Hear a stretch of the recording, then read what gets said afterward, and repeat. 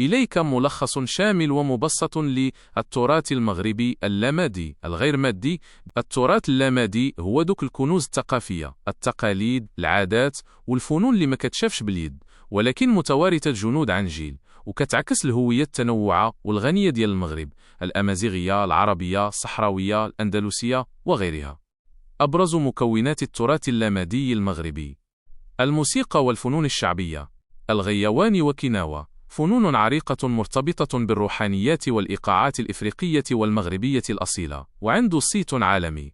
مهرجان كناوة بصويرة مسجل في اليونسكو. الملحون فن التعبير الشعبي والزجل المغربي الذي يجمع بين الشعر والموسيقى. الرقصات الجماعية بحال أحيدوس، أحوس، الركبة، والقدرة الصحراوية اللي كتعبر على الفرح والتضامن القبلي. التقاليد والعادات المجتمعية.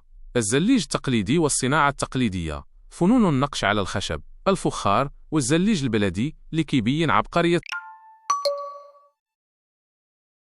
الصانع المغربي. المعلم. الخط العربي المغربي، تقاليد كتابة المصاحف والوثائق بالطريقة المغربية المميزة. الكسكس المغربي، الطبق الوطني الشهير لي تم اعتراف به عالميا كتراث إنساني لأمادي في اليونسكو سنة 2020. كرمز للمشاركة والضيافة. الموسم والاحتفالات. التبوريدة الفانتازيا، عروض الفروسية التقليدية اللي كتجسد التراث العسكري والتاريخي للمغاربة والارتباط ديال الفارس بالخيل، وهي مسجلة رسميا لدى اليونسكو. المواسم الدينية والثقافية، بحال موسم مولاي عبد الله أمغار، وموسم الطنطان الاعتراف به كتراث شفهي للإنسانية، والخطوبة في أملشيل. الأهمية ديالو، كيحافظ على الذاكرة الجماعية والهوية التاريخية للمغاربة، كيعتبر رافدا أساسيا للسياحة الثقافية والاقتصاد المحلي. المغرب كيتسجل ديما بحضور قوي في لائحة التراث العالمي لليونسكو، بفضل تنوع وغنى هذا التراث اللامادي.